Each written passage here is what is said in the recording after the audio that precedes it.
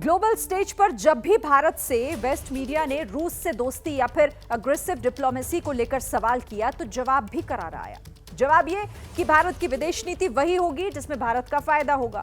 और अब इस स्टैंड को बेहतर समझने के लिए ये रिपोर्ट देखिए।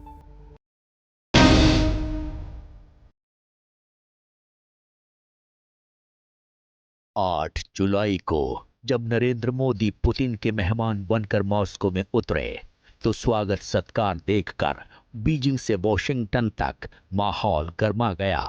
पीएम मोदी के साथ अपने रिश्ते को नई ऊंचाई देते हुए पुतिन ने ऑर्डर ऑफ सेंट एंड्रयू सम्मान दिया। ये रूस का सबसे बड़ा नागरिक सम्मान है।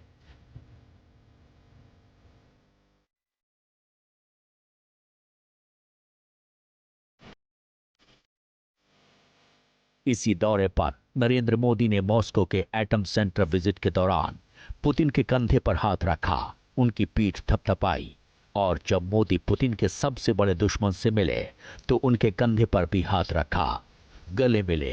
ये सिर्फ एक सांत्वना नहीं थी, ये एक कॉमन जेस्चर भी नहीं था, ये भारत के हित और भारत की नीति दोनों का बैलेंस था, जिसका सार है शांति। दुनिया ये भी देख रही है कि भारत की इतनी अच्छी दोस्ती है रशिया से, राइट, और उसके बावजूद आप कहिए, राइट, कि भारत यूक्रेन जा रहा है और जेलेंस्की के साथ बैठ के मोदी जी ये कह रहे हैं उसको कि मैंने पुतिन की आंखों में देख के उसे बोला कि ये युग युद्ध का नहीं है, ग्लोबल मीडिया के सामने। तो एक तरह से मोदी जी अपने को एब्सोल्यूट एक ऑनेस्ट फ्रेंड की तरह हम पोजीशन कर रहे हैं।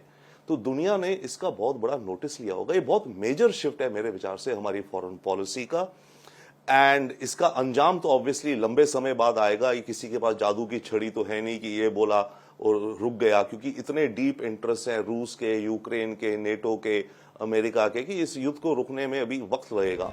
अगर व्यापार के लिहाज से बात करें तो दो बड़े परिवर्तन दिखे हैं। पहला ये कि भारत ने रूस से तेल खरीदने में चीन को भी पीछे छोड़ दिया है।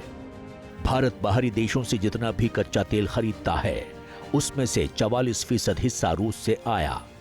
आसान भाषा में ऐसे समझिए कि भारत ने हर रोज 2.07 मिलियन बैरल कच्चे तेल का आयात किया, जबकि चीन ने 1.76 मिलियन बैरल। भारत की ये खपत जून के मुकाबले 4.2% ज्यादा थी और एक साल पहले की तुलना में ये 12% से भी ज्यादा है। तीन चीजों में जादू है, मोदी जी की पर्सनालिटी में, हम मोदी जी की विदेश नीति में, और मेरे ख्याल से वक्त का तगाजा है। भारत आज की तारीख में दुनिया में, इकोनॉमी में, जियोपॉलिटिक्स में इतना भारी भरकम हो गया है कि भारत की आवाज सुनने को दुनिया मजबूर है। That is one. सेकेंडली, ये जो हमारा शिफ्ट है कि हम यूक्रेन वॉर में कंट्रीब्यूट करें उसको रोकने में, इसमें विश्व का तो इंटरेस्ट है, हमारा जियोपॉलिटिकल वजन बढ़ता है, बट इसमें एक बहुत बड़ा हमारा नेशनल सिक्योरिटी का जरूरत है। जितना लंबा ये युद्ध चलेगा उतना रशिया कमजोर होता जाएगा और उतना रशिया चाइना के पाले में ज्यादा जाता जाएगा। रशिया को अपने ट्रेड के लिए, इकोनॉमी के लिए, फाइनेंस के लिए, इंजीनियरिंग, सारी चीजों के लिए चाइना पे डिपेंडेंट होना पड़ रहा है। जितना ज्यादा रूस कमजोर होकर चाइना के पाले में जाएगा उतना भारत को नुकसान है। दूसरा परिवर्तन ये दिखा कि जंग के बाद यूक्रेन से भारत का व्यापार कम हुआ था, हमारी एक्सपोर्ट वैल्यू भी कम हुई थी। मोदी ने यूक्रेन दौरे पर 4 डील्स की। ये डील कृषि, चिकित्सा, संस्कृति और मानवीय सहायता में सहयोग के लिए हुई। अमेरिका के कड़े विरोध के बावजूद मोदी ने भारत के व्यापारिक हित से समझौता नहीं किया। रूस से दोस्ती भी रखी और कच्चा तेल भी खरीदा और रूस में जाकर युद्ध रोकने, शांति की बात की। पुतिन के सामने मोदी ने कहा कि ये युद्ध का समय नहीं है। मोदी की विदेश नीति पर कोई कुछ भी कहे, लेकिन इसमें कोई शक नहीं है कि मॉस्को के बाद कीव जाना साहस से भरा कूटनीतिक कदम था।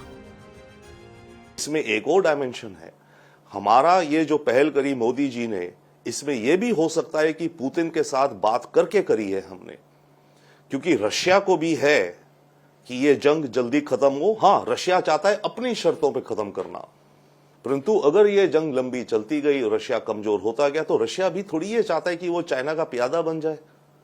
तो रशिया भी एक तरीके से अपना अलग आइडेंटिटी रखना चाहता है, वो भी चाइना के ऑर्बिट में पूरा नहीं जाना चाहता डिपेंडेंसी के लिए। तो इसमें रशिया को भी फायदा है जितनी जल्दी रुके ये, भारत को भी फायदा है हमारे निजी देश के इंटरेस्ट के हिसाब से, और ग्लोबल माहौल के हिसाब से तो डेफिनेटली ह्यूमैनिटी का जो इतना लॉस हो रहा है, इतनी किलिंग्स हो रही हैं, वो रुकेंगी।